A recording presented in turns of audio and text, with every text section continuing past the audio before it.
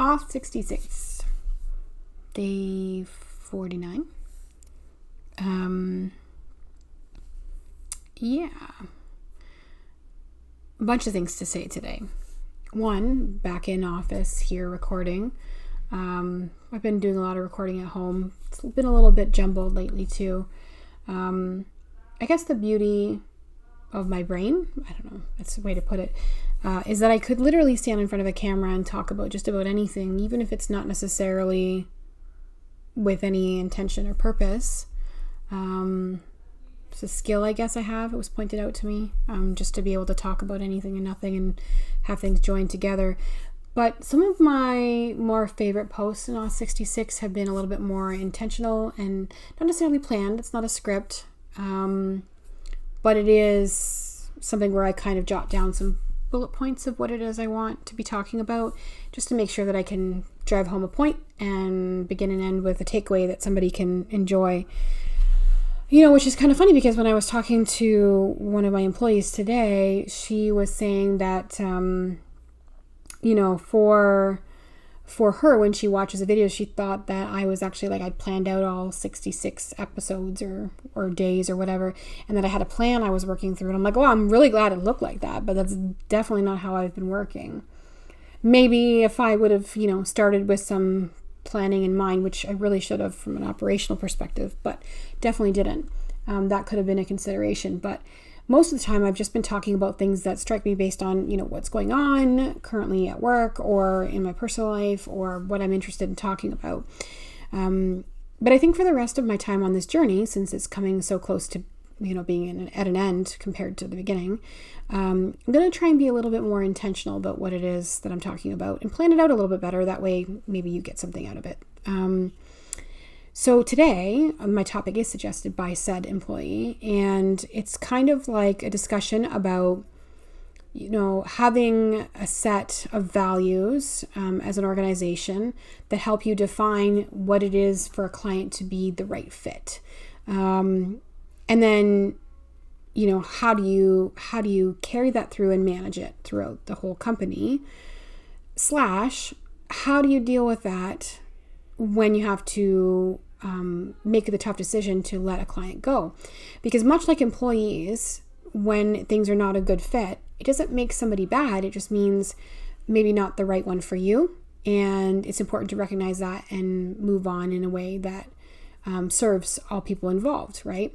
We've had clients that we've worked with in the past where, you could just tell that the way that we wanted to move, the pace that we wanted to move at was not the same pace that they wanted to move at. And that's okay. That's just a perfect example of, where there might be a mismatch. And it's much better to figure that out before, things get out of hand. And so for us, we've kind of had this process by which we identify what does it look like, right?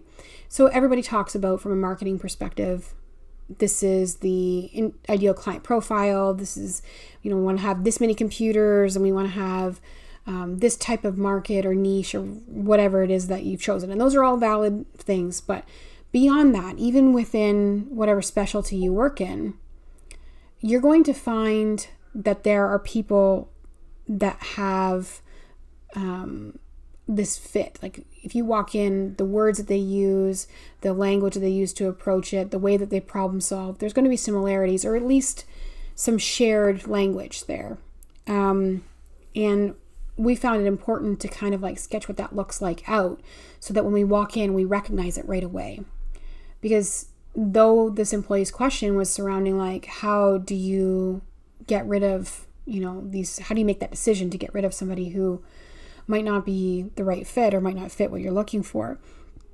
Ideally, we wouldn't even take somebody on that would be in that realm, right? You want to stop it before you get there. So my advice on that would be walk in and go into a sales process having first identified who you are through all your marketing, and secondly, really make sure that you have it nailed down. What does it look like? I know this sounds weird, but even what does it smell like? What is every single sense that you could attach to what it's like to work with your most favorite clients, and then look for that when you're working or when you're meeting with new potential prospects. That goes for employees. It's the same thing. Think of the people that you enjoy working with and think of the characteristics that they build and make that character sketch. And on the negative side, which is kind of terrible to think about, but it's still an important part of the factor, is really think about every time things went sideways, employee or client, and draw another character map of what you know you absolutely don't do well with. And it doesn't mean that they're bad. It just means it doesn't work within your organization. And then those things will start to become apparent like red flags. You'll be like, oh, red flag.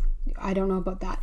We have somebody who used to do audits for us. So she's currently moved on to one of our team lead positions. But when she was doing audits, she would do things like she would ask questions in a way that she knew could draw out certain behaviors when she's going through an audit for a prospective client.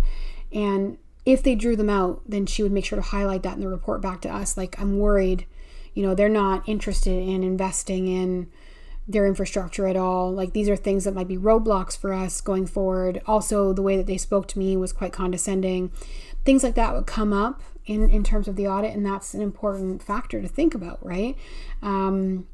So arming yourself, arming your staff with the empowerment to be able to highlight and identify when those things happen is an important part of that equation.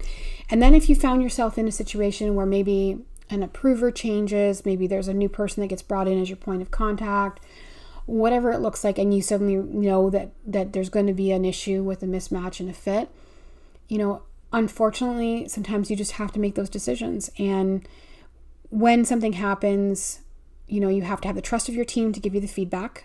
You have to have faith in your processes and in your team to be able to give you correct feedback, not just, volatile based on a one-time interaction.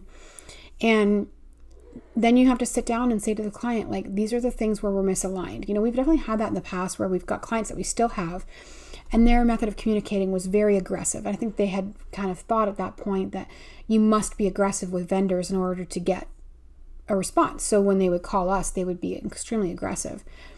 And all it really took was a conversation to say, I just need you to understand that we don't work that way. I understand that other people in your industry do, but we don't. Our technicians will shut down, and it causes them to not want to do anything and back away because the aggression is too much. If you want, to be as successful as possible with us as an organization, this is the best way that we respond. And if they get it, then you've realigned the partnership, and it's wonderful, and everybody's speaking the same language. And if they don't, they're not going to change that. And eventually you just have to get to a point where one of you decides to go the other way. And preferably we make that decision ourselves. That's kind of how we approach it. It's not easy. And, much like with an employee, you try to give as much feedback as you can to encourage, changes in the right way. But ultimately it's a two-way street, right? So for us, we consider that the most important thing is to be communicating what it is we need, how we work best, looking for examples of how that's working within our current clients, and then making realignments where we can, and when we can't, then we agree to go our separate ways. Because ultimately, I can't do anything that we do as an organization without our technicians, and our technicians need to be able to enjoy working with our clients and vice versa. So that there's a lot of reciprocity in that relationship, and protecting that is paramount for us. So yeah, I hope that answers her question. I guess I'll find out tomorrow when she tells me after she's watched it, but hopefully somebody got some value out of that. I'll see you guys tomorrow.